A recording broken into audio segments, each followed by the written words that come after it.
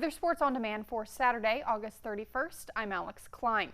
Week 1 of high school football is now in the books. Lakeland and Hardball and Norway meeting this afternoon to see who will start the season 1-0.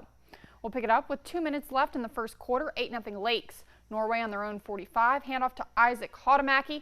Gets around the edge and slips some tackles, and that boy is gone and into the end zone for the touchdown. Extra point is good. The Knights trail 8-7. Ensuing kickoff. And Caleb Gregory on the return, weaving in and out of players and going up the sideline, and he is finally pushed out of bounds at the 22-yard line, which would set up this quarterback keeper later in the drive for Brandon Levine from 5 yards out. 2-point conversion is good. Lakeland and Hardball leads 16-7. Later in the second quarter, I apologize, I was watching the receivers, but Levine has it and throwing. 50-50 ball is tipped and into the hands of Caleb Gregory for the 45-yard touchdown. Lakes take the 24-7 lead with a few minutes left in the half. Now just 1 second left now, and it's fourth down for the Knights. Nathan Pollich has to go to the end zone here, and it is knocked away by Caleb Gregory. He was getting it done on both sides of the ball today. Norway can't come away with any points on the drive, so it's still 24-7. Lakeland and Hardball goes on to win 32-14. And nearly 250 cyclists battled tough conditions in the 26th annual Copper Harbor Trails Fest mountain bike race. They could choose a 14-mile or 30-mile course. Cyclists started in downtown Copper Harbor, taking US 41 east past Fort Wilkins State Park and to the Keweenaw Point Trail. TV6's Mike Ludlam had the view from the top of a fire truck as they moved into the woods on Horseshoe Harbor Road. A good vantage point could be found at Phil's Plunge.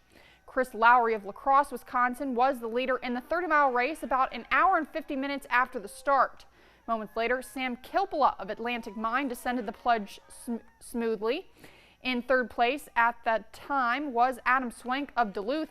He took the other option down the hill. After the plunge, there was plenty of mud that forced a number of cyclists to walk their bikes through the area.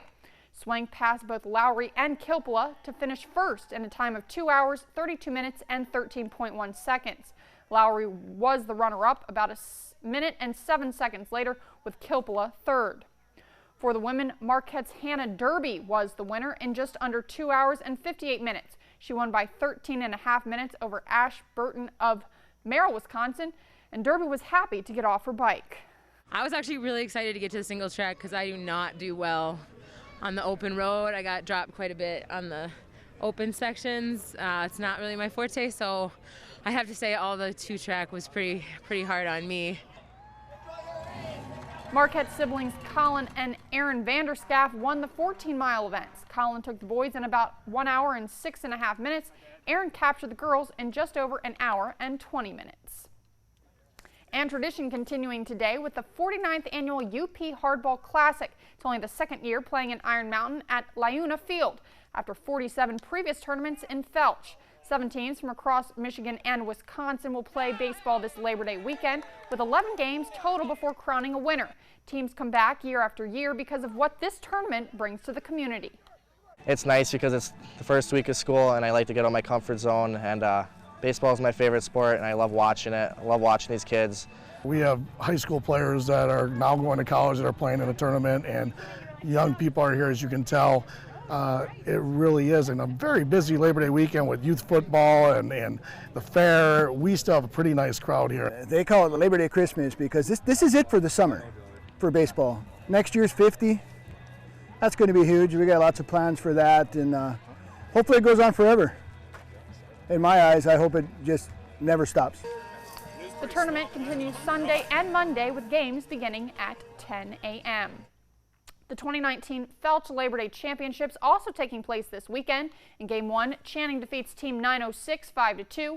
Game 2, it's Bondwell, Wisconsin over Marquette 10-3. And in Game 3, hometown Felch falls 7-4 to Channing.